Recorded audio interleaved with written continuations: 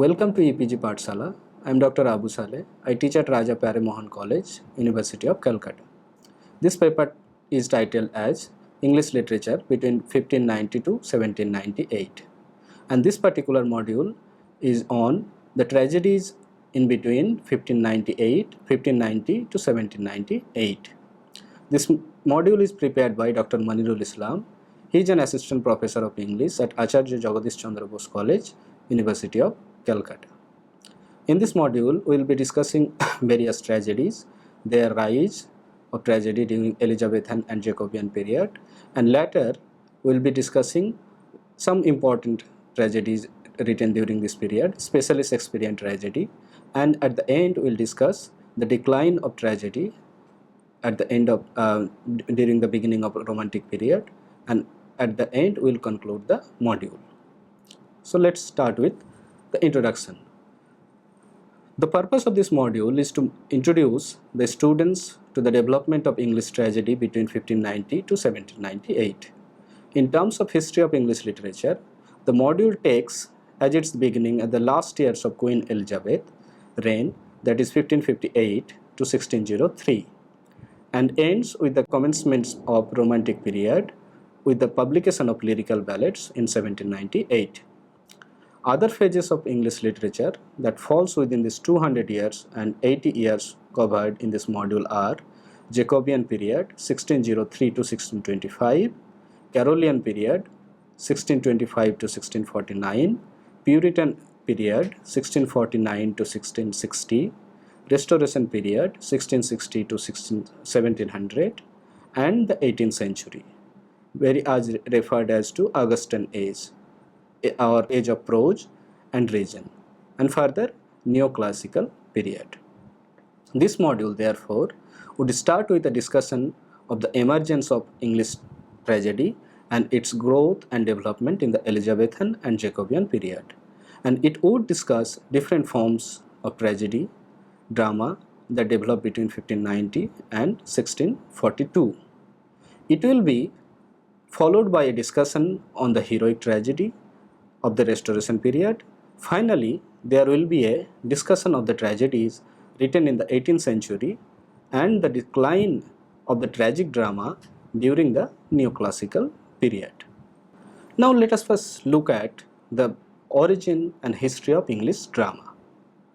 The emergence of dramatic forms in medieval England was a native phenomena. The English drama emerged out of the rituals of English church. The earliest dramatic form, known as liturgic drama, was chanted as a dialogue between cleric and masses. From 18th century onwards, such dramatic practices are recorded by the churches. Out of the liturgical drama grew the mystery and miracle plays. Mystery plays dealt with stories of creation, fall, and redemption. Like the liturgical dramas, these plays were written in Latin and performed during festivals like Easter and Christmas by the clergies. Miracle plays dramatized lives of the saints and stories, and miraculously intervention by Virgin Mary. Cycles of miracle plays exist from the 14th and 15th centuries. The miracles and mysteries were followed by the emergence of morality play in the latter half of the 15th century. A considerable development of the dramatic form took place in the middle of the 16th century with the emergence of the interludes, which it's more secular in themes and formed a link between the medieval religious dramas and the psychological plays of the Tudor period. One of the earliest drama is Ralph Roister Doister, which was written in 1551. It is considered to be the first comedy. It was written by Nicholas Udall, a schoolmaster who was influenced by the Roman dramatists Plutarch and Terence. And the first tragedy, Gorboduc, was written in 1562. It was written in imitation of the revenge plays of Seneca by Thomas Norton and Thomas Sackville. The early attempts matured into distinctive form of comic and tragic plays in the last 2 decades of the 16th century.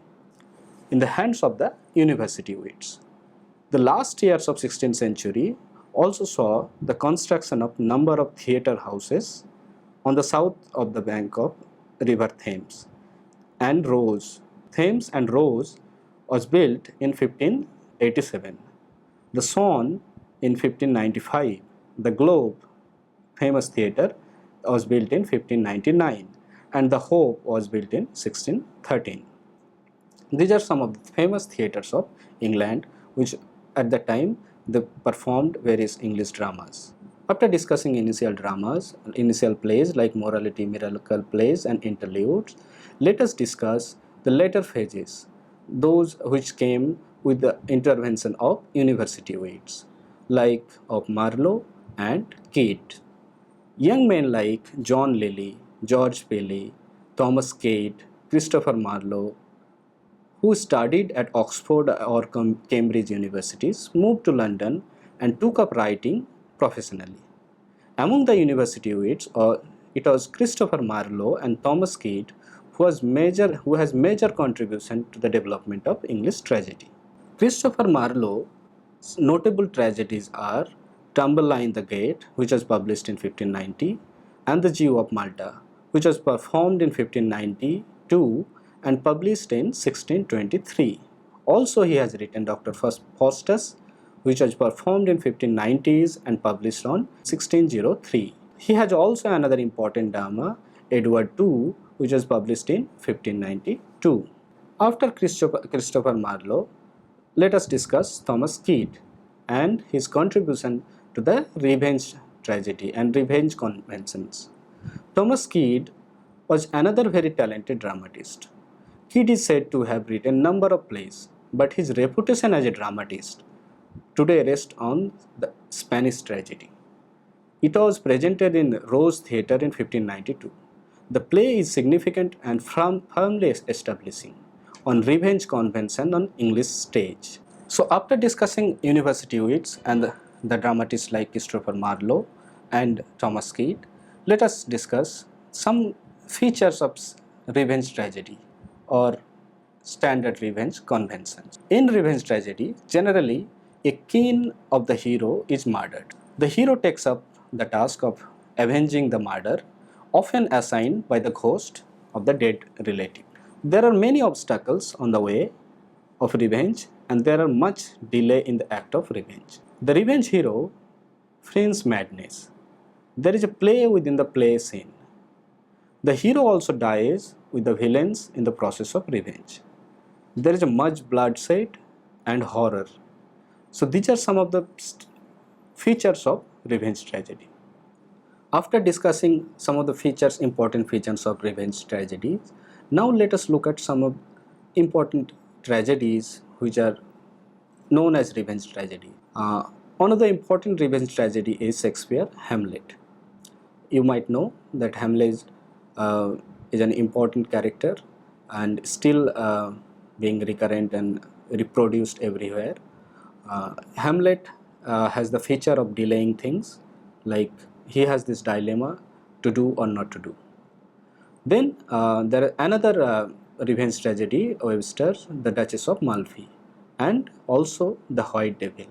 These are also revenge tragedies where somebody has been murdered and revenge has been taken of that murder. Further, George Chapman's, who was born on 1559 and died in 1634, Busy the Amboise and Revenge of Busy and Amboise, printed in 1613, are some of his revenge tragedies. Further, John Marston, who lived in between 1576 to 1634, Antonio's Revenge, which was printed in 1602, is an important revenge tragedy in the history of English literature. Also, Thomas Middleton, The Revenger's Tragedy, which was printed in 1603, and The Atheist Tragedy, which was printed in 1611, are two important revenge tragedies of this period. So, while discussing drama or tragedy, without discussing William Shakespeare, it is almost incomplete. So, After discussing university wits, Marlowe, Kidd, and then other important revenge tragedy writers, now we'll discuss William Shakespeare and his tragedy and other plays. William Shakespeare was born in 1564 and died in 1616, brought perfection to the English dramatic literature. He wrote 37 plays. That includes historical plays, it includes tragedy, comedies, tragicomedies. Tragicomedy is a thing that is developed in between tragedy and comedy.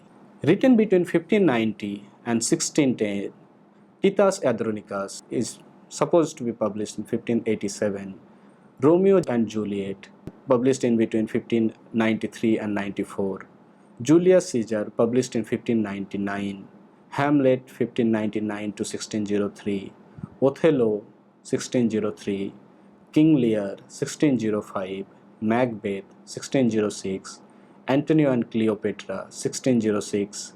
And Carolinus, 1608, are considered to form the core group of tragedies. These are the tragedies which are still famous throughout the world. Shakespearean tragedy. Shakespeare was greatly influenced by the ideals of Renaissance humanism. Most of his tragedies depend on the strong individual heroes who bring about their own downfall. One of the important features of tragedy is the downfall or fall of the hero or the main protagonist. Unlike the classical tragedy, where the fate plays a crucial role in the downfall of the hero, these are tragedies wrought by the character or the protagonist of the play. In Shakespearean tragic conflict is often internal and is played within the mind of the hero. The plot of a Shakespearean tragedy is well constructed and hardly breaks the principle of necessity and probability. He, however, does not adhere to the principle of three unities as advocated by the classicists. The classicists proposed that in a tragedy or in any writing there should be three components, but here three that are known as three unities, but Shakespeare doesn't follow that. Shakespeare also drops an occasional comic episode in the tragedies. The example, the Potter scene in Macbeth, the gravedigger scene in Hamlet, and the fool in King Lear. In his plays, contrary to the spirit of classical theory of tragedy. So what Shakespeare does, he brings different things even within tragedy and try to make it interesting. Like in Potter's scene, the Potter and other friends, they drink and they make noises inside Duncan Palace, and that becomes quite interesting. It's an important scene in Macbeth. Macbeth brings his own downfall by ambitiously going after the crown, but suffers from the intense dilemma before choosing the path of evil. Macbeth wants to become the king of the kingdom, and thus he kills the king with the help of his wife and other friends, but at the end his evil works get punished, and that brings his downfall. Hamlet is paralyzed by the quarrel that goes within his mind.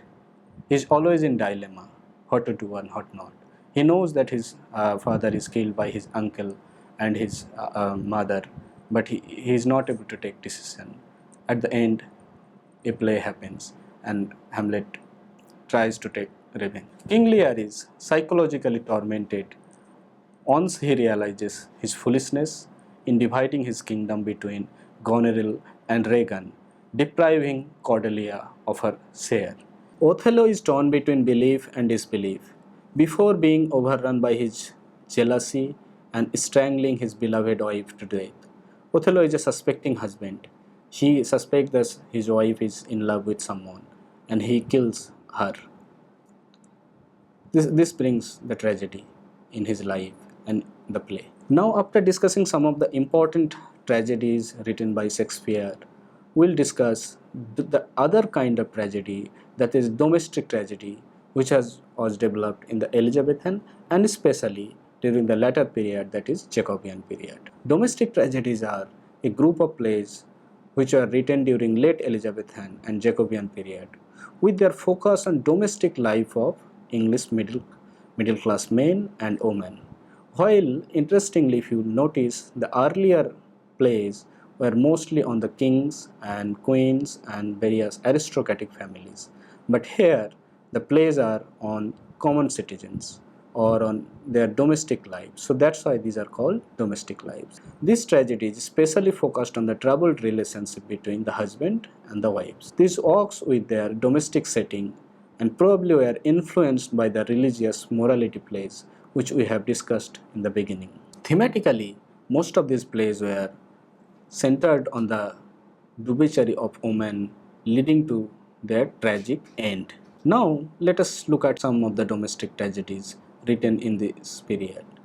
Two anonymous plays are from 1590s are The Tragedy of Mr. Arden and Feversam and A Warning to Fair Omen. Another anonymous play of this genre was A Yorkshire Tragedy.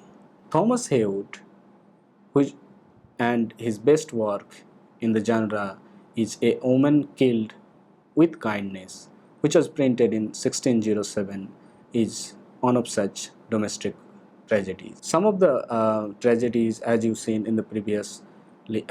previously, some of the tragedies are written by anonymous writers and not by some well-known writers.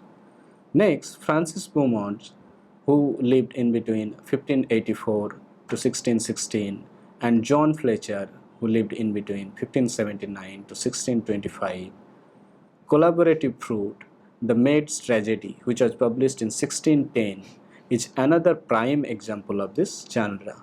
From the title of this play, you can assume it says The Maid's Tragedy. Thomas Middleton's Woman Beware Woman, which was published in 1621, focuses on sexual passion and corruption of women represented in the play by Beatrice and Joanna. So these are some of the important domestic tragedies written in between that period. Now, after discussing domestic tragedy, now let us look at heroic tragedy. According to Dryden, a heroic play ought to be an imitation in little of an heroic poem, and consequently that love and valor ought to be on the subject of it. The heroic drama borrowed from the ancient and modern epics like Italian and French prose romances. Most of these plays were written in rhyming parameter, couplets, that is heroic meter, but also sometime in blank bars, also used. These plays predominantly deal with high ideals of love, honor, and courage. Love and honor is often shown in conflict as the hero invariably finds himself fighting against side of his beloved. Faced with a dilemma, the hero either will have her renounce his love and see her slain or letting his enemy go. To accompany the declamatory passages, highly artificial and spectacular operatic style of staging was custom in these plays. Naturally, these plays presented characters of superhuman stature. So that's why these are called heroic tragedy. Now let's see some of the heroic plays and we'll discuss them. Sir William Davenant inaugurated the genre with the Siege of the Rhodes in 1556 and the Spaniards in Peru in 1558. Dryden was most prolific writer of the heroic tragedy. His most celebrated plays in this genre is All for Love and The Old Well Lost, which was published in 1678. Dryden, The Conquest of Granada, which came in two parts, in 1669 and 1670, written in rhyming couplet, depicts the double love between noble Almanzor and the beautiful Moor woman Al-Mahide. Dryden, Aurangzeb, which was written in 1675, was based on the contemporary Indian history of how the hero wrested power from his rivals. Dryden wrote a number of other heroic plays, such as The Italian Indian Emperor, which was published in 1665, Tyrannic Love, which was published in 1669, and collaborated with Robert Howard in writing The Indian Queen, which was published also in 1665.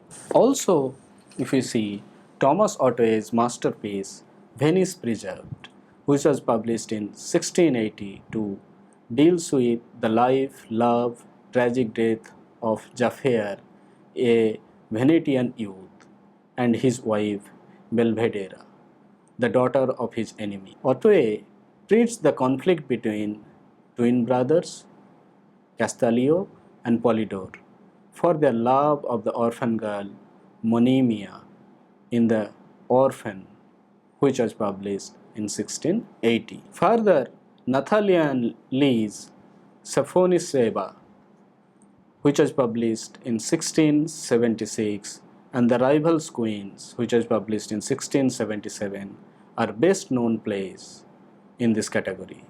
Lee uses rhyme in the first one, but blank verse is used in the second play. Further, John Crow's best known work in the genre is of Caligula, which was published in 1698. Nicholas Roe wrote heroic plays like Tamerlane, which was published in 1702, and The Fair Peasant, which was published in 1703, and also Jane Shore, which was published in 1714. So after discussing these heroic plays and other plays, now let us look how there was a decline in the writing of tragedy, especially in the 18th century.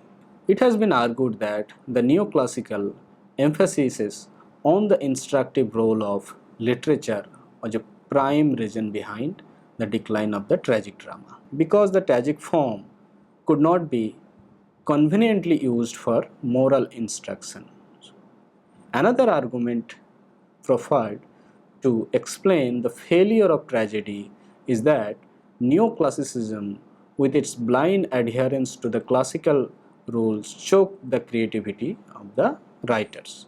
So these are two important points regarding the decline of tragedy in the 18th century. Now let's see some of the tragedies within this period, written within this period.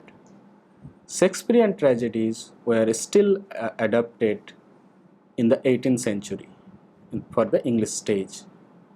John Crow's Jane Shore, which was written in 1714, was based on the life of Elizabeth Jane Shore, who was one of the mistresses of King Edward IV. The play uses the form of heroic tragedy, embedding within it the elements from the domestic tragedy. Further, George Lillo's domestic tragedy, The London Merchant, or The History of the George Barnwell, which was published in 1731, was acted at the Theatre Royal in Drury Lane. The story of Barnwell's betrayal of his master, Thornwood, under the influence of seductive London prostitute Sarah Millwood, was very popular among the theatre goers in the latter part of this period. Also, Joseph Addison's Cato, which was published in 1713, is a regular neoclassical tragedy dealing with the life of Republican Cato, who commits suicide, unwilling to submit to the dictatorship of Caesar. Dr. Samuel Johnson, who lived in between 1709 to 1784, blank verse tragedy Irene, which was published in 1716, did not achieve much success when it was performed in 1749 by David Garrick under the title Muhammad and Irene. The influence of neoclassicism started ebbing towards the end of the 18th century, and the first romantic impetus started to be felt in the theatre of Stratum and Drang, translated as Storm and Stress. The leading ox of this movement, Goethe's play Gauss von Billingschengen, 1773, his novel The Sorrows of Young Dorrither, 1773, and Schiller's play Die Räuber in 1781, went on to influence the British theatre as these plays were translated and adapted for the English stage. Goethe was a German playwright and the famous world literature personality who has influenced the English stage in this period. Gregory Louis' Gothic play The Castle Spectre, which was published in 1797, also St. Coleridge's tragedy Osorio, which was published in 1797, was revised and performed as Remorse in 1813. And Joanna Baillie's first volume of plays on the Passion that included Count Basil, a tragedy on love, and De Montfort, a tragedy on hatred, were influenced by the Saturn and the Drang revolt against literary conventions of neoclassicism and emphasis on passion. Romantic revolt against neoclassicism, however, took a lyrical turn, and dramatic literature did not have a good life during Romantic period. So, the English tragic drama between 1590 to 1798 has its high and low. It had its golden time during the Elizabethan and Jacobean period, though there was a decline of the tragedy during the late Jacobean era. Tragedies continued to be written and staged until theatre houses were closed in 1642 during the England social and political problems. The Restoration tragedy altogether took a different form, becoming more like a heroic poem in its theme and style. The 18th century saw an overemphasis on instructive function of literature, classical rules, leading the further decline of tragedy. In the last decades of the 18th century, there is a resurgence of passion in dramatic literature. The plays written during this period, however, never achieved the greatness of the Elizabethan and Jacobean drama. So, in this module, we have discussed that various tragedies written in between 1590 to 1798. At the beginning, we have discussed tragedies, some of the features of tragedy, especially revenge tragedy. We have discussed some Jacobean tragedies, and further we have discussed some Shakespearean tragedy and how they are different from the earlier tragedies. Further, we have discussed the domestic tragedies, and at the end, we have discussed the fall or decline of tragedies with the coming of Romantic age. So, hope you have understood the module. If you want to know further on this, please see the e-text or have a look at the further reading list and read on those. Thank you.